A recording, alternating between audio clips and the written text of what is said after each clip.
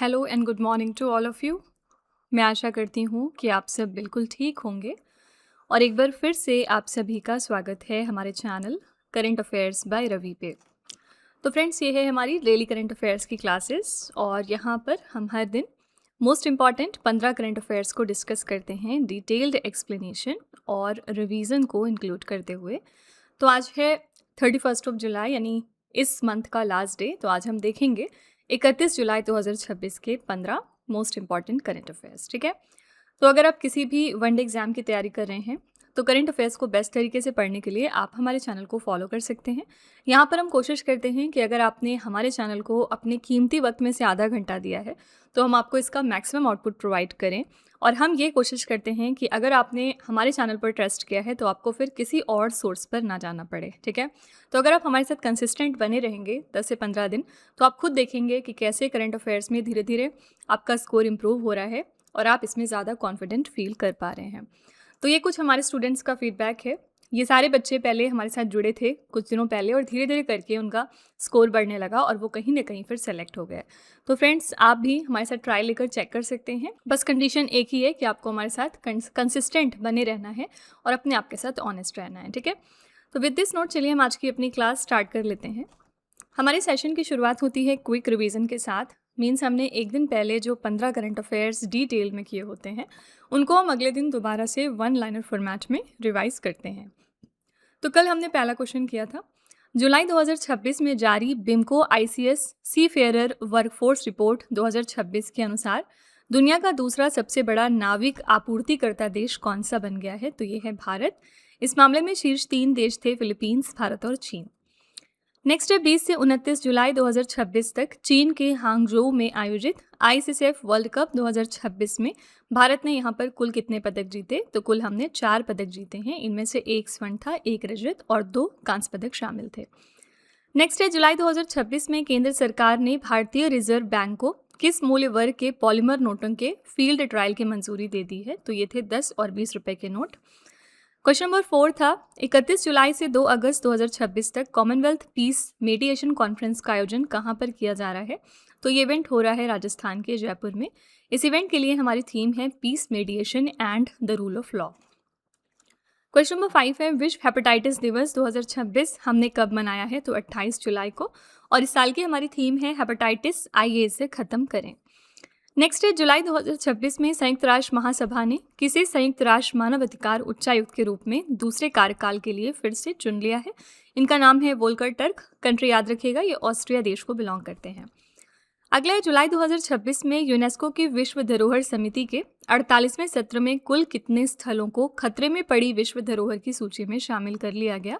Answer है यहाँ पर 6 स्थल। 3 नए स्थल कौन से थे इसमें? बोमा बडिंगिलो प्रवासी परिदृश्य, ये दक्षिण सूडान में है। माउंट अमेल के किले जो लेबनान में है। और तीसरा है सेबस्तिया जो फिलिस्तीन में है। ठीक है, पहले से शामिल अन्य 3 स्थल कौन से थे? तोरिका चेरसोनिस का प्राचीन शहर और उसका चोरा, ये यूक्रेन में है। नेक्स्ट है पारामारिबो का ऐतिहासिक भीतरी शहर सूरीनाम का और तीसरा है लेबनान का टायर। ठीक है, क्वेश्चन नंबर 8 है, जुलाई 2026 में एयर इंडिया द्वारा शुरू की गई easy connect hub and spoke सेवा के तहत श्री गुरु रामदास जी अंतर्राष्ट्रीय हवाई अड्डे को कितने अंतर्राष्ट्रीय गंतव्यों से जोड़ा गया है? तो 27 गंतव्यों से। नेक्स्ट है, जुलाई 2026 में किस राज्य ने साइबर वित्तीय धोखाधड़ी के मामलों के लिए E0 FIR प्रणाली की शुरुआत कर दी है? तो ये राज्य है गुजरात। नेक्स्ट है, वर्ष 2026 में एशिया का सबसे पुराना फुटबॉल टूर्नामेंट डूरंट कप 2026 का कौन सा संस्करण खेला जा रहा है? तो ये था 135वां संस्करण। मेजबान शहर यहाँ पर कौन से हैं? कोलकाता, रांची, गुवाहाटी, इम्फाल और शिलोंग। अगला है, जुलाई 2026 में RBI ने किस बैंक के कामकाज और बैंकिंग संचालन को पूरी तरह से बंद करने का निर्णय ले लिया है? तो ये है पेटीएम पेमेंट्स बैंक लिमिटेड।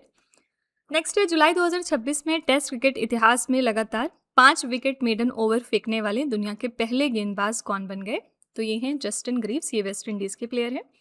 अगला है, जुलाई 2026 में राष्ट्रीय कृषि विकास योजना के तहत पहली किस्त का 75% से अधिक उपयोग करके दूसरी किस्त के लिए अर्हता प्राप्त करने वाला देश का पहला राज्य कौन सा बना? ये है महाराष्ट्र। नेक्स्ट है, जुलाई 2026 में ग्रामीण स्थानीय निकायों को वित्तीय रूप से सशक्त और पारदर्शी बनाने के लिए किस केंद्रीय मंत्री ने आत्मनिर्भर पंचायत कार्यक्रम और समर्थ पंचायत पोर्टल का शुभारंभ कर दिया है? तो ये है हमारे केंद्रीय पंचायती राज मंत्री जो कि हैं मिस्टर राजीव रंजन सिंह। और आखिरी प्रश्न हमने किया था जुलाई 2026 में किस राज्य सरकार ने देश का प्रमुख समुद्री और मैन्युफैक्चरिंग हब बनने के लिए ship building and repair policy 2026 launch की है? तो ये राज्य है गुजरात। ठीक है, तो फ्रेंड्स ये हमारे कल के मोस्ट इंपॉर्टेंट 15 करंट अफेयर्स हैं। अगर आप फर्दर इनको और बेहतर तरीके से समझना चाहते हैं ना, तो आप हमारा कल का लेक्चर ज़रूर रेफर करिएगा। वहाँ पर हमने इन क्वेश्चंस के बारे में डिटेल में चर्चा की है। चलिए अब आज की अपनी क्लास हम शुरू कर लेते हैं। आज का हमारा पहला क्वेश्चन है, जुलाई 2026 में किस देश ने अंतर्राष्ट्रीय आपराधिक न्यायालय के रोम संविधि से हटने की औपचारिक घोषणा कर दी है? कौन सी कंट्री है जो फॉर्मली अपना विथड्रॉल अनाउंस कर चुकी है from the international criminal court Rome statute? Answer यहाँ पर है वेनेजुएला और चाड। ठीक है, डी ऑप्शन करेक्ट हो जाएगा। जुलाई 2026 में चाड और वेनेजुएला ने अंतर्राष्ट्रीय आपराधिक न्यायालय के रोम संविधि से हटने की औपचारिक घोषणा कर दी है। रीजन क्या है? चाड और वेनेजुएला का मानना है कि आईसीसी अप्रभावी हो चुका है और इसका राजनीतिकरण कर दिया गया है। कुछ और अन्य अफ्रीकी देश हैं जिन्होंने अलग होने की घोषणा की थी। चाड से पहले 3 अन्य देश थे, बुर्किना फासो, माली और नाइजर। इन्होंने भी रोम संविधि से अलग होने की घोषणा की थी। तो रोम संविधि के अनुच्छेद 127 के अनुसार किसी देश की वापसी की घोषणा औपचारिक सूचना दिए जाने के 1 वर्ष बाद प्रभावी होती है। ठीक है, तो करेक्ट आंसर यहाँ पर है डी ऑप्शन, वेनेजुएला और चाड। ओके, यहाँ पर हमने बात करी है अंतर्राष्ट्रीय आपराधिक न्यायालय की, तो इसके बारे में थोड़े से फैक्ट्स देखते हैं। अंतर्राष्ट्रीय आपराधिक न्यायालय विश्व का पहला स्थायी अंतर्राष्ट्रीय आपराधिक न्यायालय है। ये रोम संविधि नामक एक अंतर्राष्ट्रीय संधि द्वारा शासित किया जाता है। स्थापना हुई थी 2002 में। मुख्यालय है नीदरलैंड्स के हेग में। अध्यक्ष यहाँ पर कौन है? जापान के तोमोको अकाने। इसमें कुल 125 सदस्य देश हैं। हालिया सदस्य कौन है? मलेशिया ने इसको ज्वाइन किया 2019 में और यूक्रेन सबसे लेटेस्ट इसका मेंबर है, 2025 में इसने ज्वाइन किया था। ठीक है, तो ये पूरा आपका स्टैटिक फैक्ट हो गया अंतर्राष्ट्रीय आपराधिक न्यायालय के बारे में। यहाँ पर हमने बात करी वेनेजुएला की। आपको तुरंत ये देखते ही याद आना चाहिए ऑपरेशन अमिस्ताद। ठीक है, क्यों याद आना चाहिए? क्योंकि ऑपरेशन अमिस्ताद इंडियन गवर्नमेंट ने लॉन्च किया था वेनेजुएला देश की मदद के लिए, क्योंकि वेनेजुएला में अभी रिसेंटली भूकंप आया था, बहुत ही भारी तबाही वाला, और ये मैग्नीट्यूड इसका कितना था? 7.2 लगभग। ठीक है, तो इस वजह से ऑपरेशन अमिस्ताद इंडियन गवर्नमेंट ने लॉन्च किया था वेनेजुएला की मदद के लिए। और वेनेजुएला इस वजह से भी न्यूज़ में था क्योंकि अभी कुछ दिनों पहले यूएस ने वेनेजुएला के ऊपर अटैक किया था और यहाँ के जो प्रेसिडेंट थे निकोलस मादुरो, इनको यूएस ने बंदी बनाया था। ठीक है, एज अ रिजल्ट यहाँ पर अब वाइस प्रेसिडेंट जो थी डेल्सी रॉड्रिगेज, ये फिलहाल एक्टिंग प्रेसिडेंट बन गई हैं वेनेजुएला देश में। ठीक है, वेनेजुएला इस वजह से भी न्यूज़ में था क्योंकि नोबेल पीस प्राइज़ 2025 ये किसको दिया गया है? वेनेजुएला की एक फीमेल एक्टिविस्ट हैं जिनका नाम है मारिया कोरिना मचाडो। ठीक है, इस वजह से भी वेनेजुएला देश न्यूज़ में आया था। तो किसी भी, जैसे आपने कंट्री देखा, किसी भी पर्सनालिटी को अगर आप देख रहे हैं तो आप थोड़ा सा अपने दिमाग पर जोर डाला करिए कि इनके बारे में आप ऑलरेडी क्या पढ़ चुके हैं। ठीक है, तो इससे आपकी थिंकिंग एबिलिटी बढ़ती है और करंट अफेयर्स को एक दूसरे के साथ रिलेट करने में फिर आसानी हो जाती है। ठीक है, क्वेश्चन नंबर 2 है, केंद्रीय पर्यावरण मंत्री भूपेंद्र यादव द्वारा विश्व बाघ दिवस जो 29 जुलाई को हम मनाते हैं, इसके अवसर पर जारी आंकड़ों के अनुसार भारत में बाघों की कुल आबादी बढ़कर कितनी हो गई है? तो हम जानते हैं कि बहुत सारे इंडियन गवर्नमेंट नए नए प्रोजेक्ट्स लाती रहती है टाइगर की पॉपुलेशन को बढ़ाने के लिए। तो अब प्रेजेंट में अगर हम देखेंगे ना, तो इंडिया के अंदर टाइगर की पॉपुलेशन है 3682। सी ऑप्शन करेक्ट हो जाएगा। केंद्रीय पर्यावरण मंत्री भूपेंद्र यादव द्वारा जारी आंकड़ों के अनुसार भारत में बाघों की कुल आबादी बढ़कर 3682 हो गई है। इसके साथ ही देश में टाइगर रिजर्व की कुल संख्या बढ़कर 58 हो गई है। भारत का सबसे लेटेस्ट यानी 58वां टाइगर रिजर्व है माधव राष्ट्रीय उद्यान, जो कि मध्य प्रदेश में लोकेटेड है। भारत अब दुनिया के कुल जंगली बाघों की आबादी का लगभग 70% हिस्सा संभाल रहा है। ठीक है, ये फैक्ट याद रखिएगा। बात करेंगे राष्ट्रीय बाघ संरक्षण प्राधिकरण की, तो इसकी रिपोर्ट 2023 के अनुसार मध्य प्रदेश में सबसे अधिक यानी 785 बाघ हैं। इसके बाद कर्नाटका और उत्तराखंड है। कर्नाटका में 563 बाघ हैं और उत्तराखंड में 560 बाघ हैं। सबसे अधिक बाघ आबादी वाला बाघ अभ्यारण्य हमारा जिम कॉर्बेट टाइगर रिजर्व, जो कि उत्तराखंड में है। यहाँ पर कुल 260 बाघ मौजूद हैं। ठीक है, तो ये सारे फैक्ट्स याद रखिएगा, यहाँ से कोई भी क्वेश्चन आपके एग्जाम में आ सकता है। आंसर है यहाँ पर सी ऑप्शन 3682। ठीक है, इसी तरह से मध्य प्रदेश का एक और पार्क है जो बहुत ज़्यादा चर्चे में रहता है और इसका नाम है कूनो नेशनल पार्क। ये क्यों न्यूज़ में रहता है? क्योंकि हम जो चीताज़ बाहर से ला रहे हैं ना, बाहर से जैसे बोत्सवाना से हम लेकर आए थे, नाइजीरिया से लेकर आए थे, इन चीतों को हम क्वारंटाइन के बाद इसी कूनो नेशनल पार्क में रख रहे हैं, ठीक है? तो इस वजह से ये नेशनल पार्क अक्सर ही चर्चे में रहता है। इसकी लोकेशन बस याद रखिएगा, ये कहाँ पर है? ये मध्य प्रदेश में है, ठीक है? क्वेश्चन नंबर 3 है, भारत का पहला टेलीकॉम मैन्युफैक्चरिंग जोन कहाँ बनाया जाएगा? कोई भी चीज़ देश में पहली बार होगी तो वो इम्पॉर्टेंट है। तो ये हमारा पहला टेलीकॉम मैन्युफैक्चरिंग जोन है। इसको हम डेवलप कर रहे हैं मध्य प्रदेश के ग्वालियर में। बी ऑप्शन करेक्ट है। भारत का पहला telecom manufacturing zone Madhya Pradesh के ग्वालियर में बनाया जाएगा। ये प्रोजेक्ट लगभग 350 एकड़ क्षेत्र में फैला होगा और इसके पहले चरण के लिए केंद्र सरकार ने 493 करोड़ रुपए की मंजूरी दी है। यहाँ पर mobile phone, fibre optic, semiconductor और 5G व 6G तकनीक से जुड़े उपकरणों का निर्माण होगा, ठीक है? क्या होता है टेलीकॉम मैन्युफैक्चरिंग जोन? तो ये एक ऐसा विशेष और समर्पित औद्योगिक क्षेत्र है जहाँ केवल दूरसंचार क्षेत्र से जुड़े उपकरणों, चिप्स और तकनीकों का निर्माण व अनुसंधान किया जाता है, ठीक है? तो ये हमारे देश का पहला टेलीकॉम मैन्युफैक्चरिंग जोन है जो ग्वालियर में स्टैब्लिश हो रहा है। ऑप्शन में यहाँ पर उत्तर प्रदेश भी है। ये देखते ही आपको तुरंत याद आना चाहिए कि रिसेंटली हमारी यहाँ से एक यूनेस्को वर्ल्ड हेरिटेज साइट सामने आई है और ये हमारी 45वीं नंबर की वर्ल्ड हेरिटेज साइट है यूनेस्को में। इसका नाम क्या है? इसका नाम है सारनाथ, ठीक है? सारनाथ कहाँ पर है? वाराणसी में लोकेटेड है। तो ये 45th नंबर की हमारी वर्ल्ड हेरिटेज साइट है। क्वेश्चन नंबर 4 है, जुलाई 2026 में किस राज्य सरकार ने ग्रामीण महिलाओं को सौर ऊर्जा क्षेत्र में उद्यमी बनाने के लिए दीप्ति योजना की शुरुआत की है? दीप्ति योजना को लॉन्च किया था छत्तीसगढ़ ने। बी ऑप्शन यहाँ पर करेक्ट है। जुलाई 2026 में छत्तीसगढ़ सरकार ने ग्रामीण महिलाओं को सौर ऊर्जा क्षेत्र में उद्यमी बनाने के लिए दीप्ति योजना की शुरुआत की। दीप्ति का फुल फॉर्म क्या है? Decentralised women empowerment on energy and policy for transformative inclusion. इसके साथ ही छत्तीसगढ़ महिला नेतृत्व वाली वितरित नवीकरणीय ऊर्जा नीति अपनाने वाला भारत का पहला राज्य बन गया। ये फैक्ट जरूर याद रखिएगा, ठीक है? इसके तहत महिला स्वयं सहायता समूहों की सदस्यों को विशेष तकनीकी प्रशिक्षण दिया जा रहा है जिन्हें सोलर दीदी के रूप में पहचान मिली है और ये महिलाएं गाँव में सोलर वेंडर, टेक्नीशियन और प्रबंधक के रूप में काम करेंगी, ठीक है? तो आंसर है यहाँ पर बी ऑप्शन छत्तीसगढ़। इसी तरह से कुछ दिनों पहले हमने देखा था कि महाराष्ट्र पहला राज्य बन गया है पूरे इंडिया का जिन्होंने एक डेडिकेटेड पॉलिसी लॉन्च करी है हमारी वुमेन फार्मर्स के लिए, ठीक है? तो आपसे एग्जाम में पूछ सकते हैं कि कौन सा देश पहला कि कौन सा राज्य पहला है जिन्होंने लॉ पास कर दिया है हमारी वुमेन फार्मर्स के लिए? तो ये है महाराष्ट्र, ठीक है? इसी के साथ याद रखिएगा 2026 को यूनाइटेड नेशंस ने डिक्लेयर किया था as the international year of women farmer, okay? Question number 5 है, 7 से लेकर 10 अक्टूबर 2026 तक नई दिल्ली में आयोजित होने वाले 10वें इंडिया मोबाइल कांग्रेस 2026 के लिए थीम क्या रखी गई? ये 10th एडिशन था इंडिया मोबाइल कांग्रेस का जो नई दिल्ली में ऑर्गेनाइज होगा 7 से लेकर 10 अक्टूबर तक। इसके लिए हमने थीम रखी है सीमाओं के बिना विस्तार यानी स्केल विदाउट बाउंड्रीज, ठीक है? तो केंद्रीय संचार मंत्री ज्योतिरादित्य सिंधिया ने नई दिल्ली में 10वें इंडिया मोबाइल कांग्रेस 2026 की मुख्य थीम का अनावरण किया। थीम है सीमाओं के बिना विस्तार। ये इवेंट होगा नई दिल्ली के यशोभूमि में और इसके आयोजक कौन है? दूरसंचार विभाग और cellular operators association of India. India mobile Congress का 10वां एडिशन 4 स्ट्रेटेजिक पिलर से बना है: सृष्टि, सुरक्षा, सशक्त और संवर्धन, ठीक है? तो यहाँ पर करेक्ट आंसर है डी ऑप्शन, सीमाओं के बिना विस्तार। इस साल की शुरुआत में नई दिल्ली में एक कौन सा इंपॉर्टेंट इवेंट हुआ था? ये था AI इम्पैक्ट समिट। याद रखिएगा 2026 में AI इम्पैक्ट समिट के लिए होस्ट कंट्री थी इंडिया और अगले साल ये इवेंट 2027 में कौन सी कंट्री होस्ट करेगी? तो स्विट्जरलैंड, ठीक है? स्विट्जरलैंड के जेनेवा में ये इवेंट होगा, ठीक है? क्वेश्चन नंबर 6 है, जुलाई 2026 में किस राज्य या फिर केंद्र शासित प्रदेश की सरकार ने महिलाओं को 2,500 रुपए की मासिक सहायता देने के लिए लक्ष्मी योजना की मंजूरी दे दी है?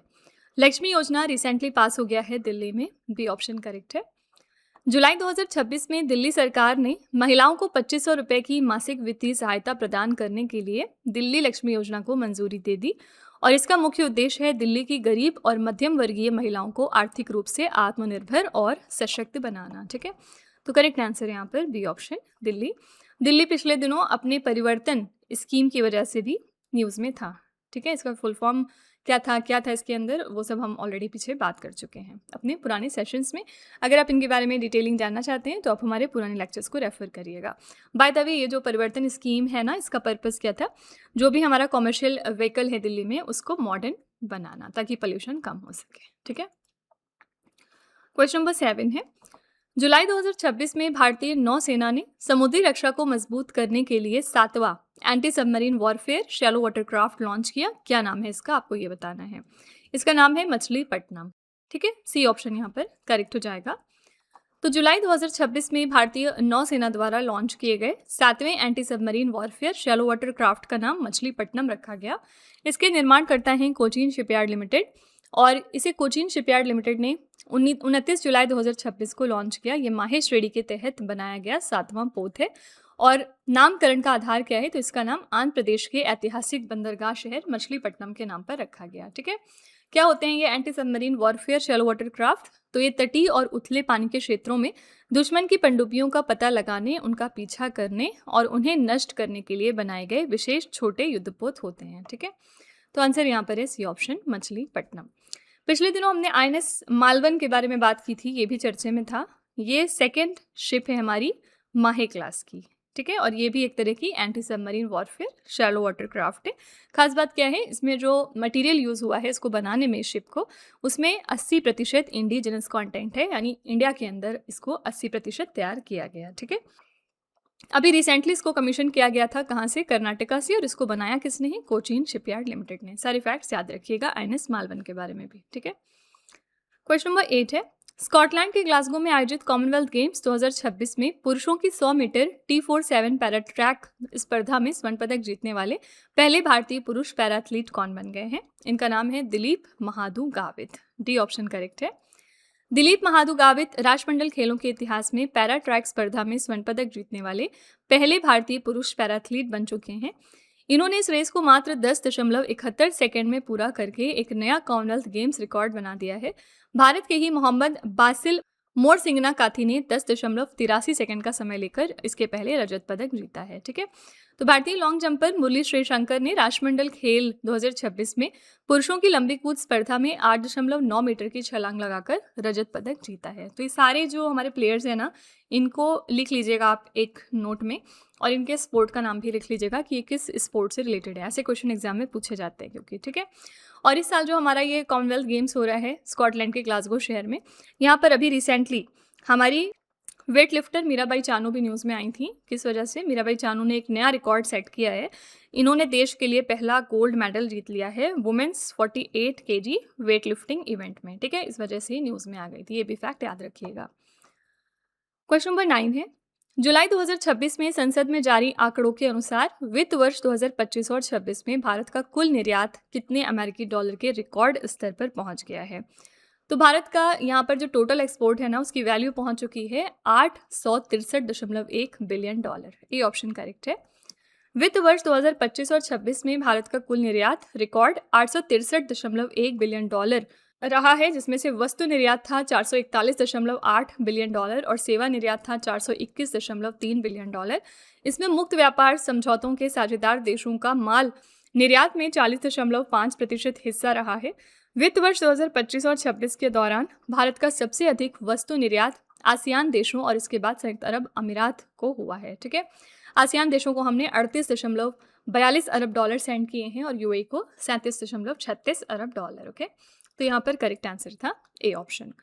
जैसे ही आपने आसियान देखा, आपको तुरंत एक करंट अफेयर से याद आना चाहिए कि अभी तक आसियान में 10 मेंबर थे, लेकिन दिसंबर 2025 में एक और देश ने इसको ज्वाइन कर लिया और इसमें अब 11 मेंबर हो चुके हैं। ये देश कौन सा था?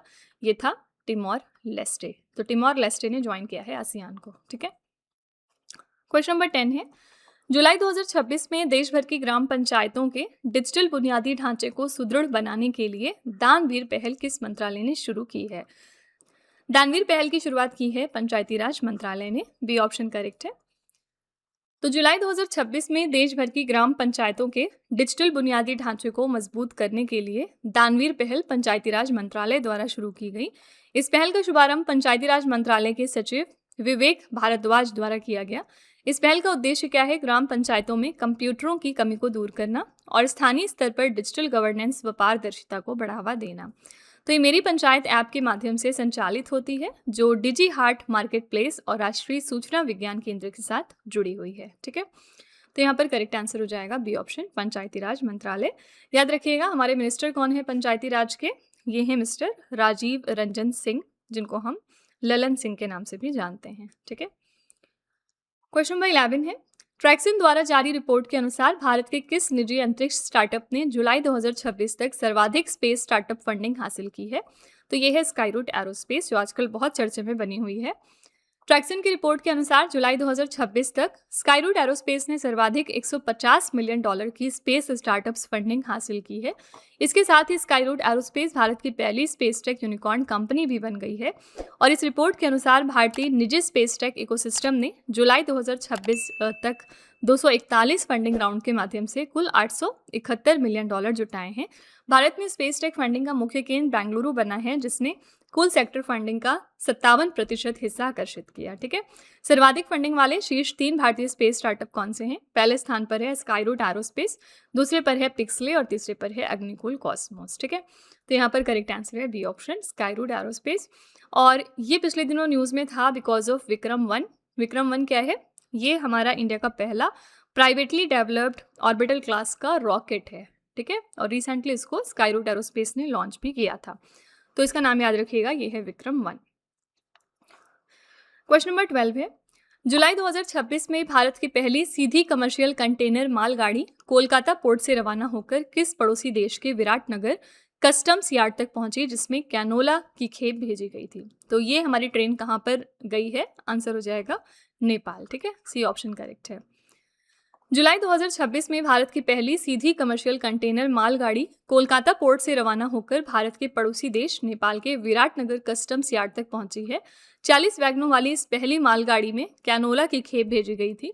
इस विधि व्यवस्था से दोनों देशों के बीच व्यापार में लगने वाला समय यानी ट्रांजिट टाइम, लॉजिस्टिक्स की लागत और कार्गो हैंडलिंग के खर्च में भारी कमी आएगी। ठीक है, नेपाल की राजधानी है काठमांडू, यहाँ पर मुद्रा चलती है नेपाली रुपया, संसद का नाम है संघीय संसद और यहाँ पर प्रधानमंत्री हैं बालेंद्र शाह, जिनको आप बालेन शाह भी कहते हैं। रिसेंटली नेपाल में इलेक्शंस हुए थे और ये नए प्रधानमंत्री बने थे। इन्होंने किसको रिप्लेस किया था? तो इन्होंने सुशीला कार्की को रिप्लेस किया था।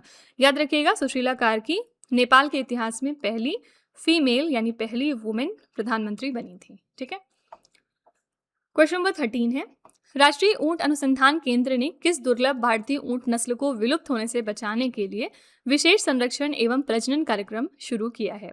तो ये कैमल की कौन सी ब्रीड है? ये है मालवी यानी सफेद ऊंट। राष्ट्रीय ऊंट अनुसंधान केंद्र बीकानेर ने दुर्लभ मालवी सफेद ऊंट नस्ल को विलुप्त होने से बचाने के लिए विशेष संरक्षण एवं प्रजनन कार्यक्रम शुरू किया। देश में संकटग्रस्त नस्ल के केवल 102 ऊंट ही अब बचे हैं। इस विशिष्ट नस्ल को इसके विशेष सफेद रंग के कारण व्हाइट कैमल भी कहा जाता है। ये नस्ल मुख्य रूप से मध्य प्रदेश के मालवा क्षेत्र और राजस्थान के कुछ हिस्सों में पाया जाता है। ठीक है, तो करेक्ट आंसर है डी ऑप्शन, मालवी ऊंट। क्वेश्चन नंबर 14 है, जुलाई 2026 में राष्ट्रपति द्रौपदी मुर्मू ने राष्ट्रपति पद के 4 साल पूरे होने के उपलक्ष्य में राष्ट्रपति भवन से किस नई पहल की शुरुआत कर दी है? तो ये 4 पहल हैं। पहला है ई ऑडियो गाइड, दूसरा है ई उपहार पोर्टल, तीसरा है राही बस सेवा और चौथा है बचपन बाल परिसर। तो ई ऑप्शन करेक्ट हो जाएगा। राष्ट्रपति मुर्मू ने 25 जुलाई 2022 को भारत के 15वें राष्ट्रपति के तौर पर शपथ ली और देश के पहले आदिवासी राष्ट्रपति बनकर इतिहास रचा था। जुलाई 2026 में अपने कार्यकाल के 4 साल पूरे होने पर राष्ट्रपति मुर्मू ने ई ऑडियो गाइड, ई उपहार, बचपन बाल परिसर और मुफ्त इलेक्ट्रिक बस सेवा, Rahi, net zero energy strategy service block जैसी कई जन केंद्रित पहलों की शुरुआत की है। मुख्य उद्देश्य क्या है इन पहलों का? राष्ट्रपति भवन को आम जनता के अधिक करीब लाना, इसे पर्यावरण अनुकूल बनाना और देश की सांस्कृतिक विरासत को डिजिटल रूप से बढ़ावा देना। ठीक है, तो आंसर है यहाँ पर ई ऑप्शन, उपरोक्त सभी। अभी रिसेंटली हमारी प्रेसिडेंट 3 कंट्रीज की विजिट पर भी गई थी। कौन कौन से देश थे ये?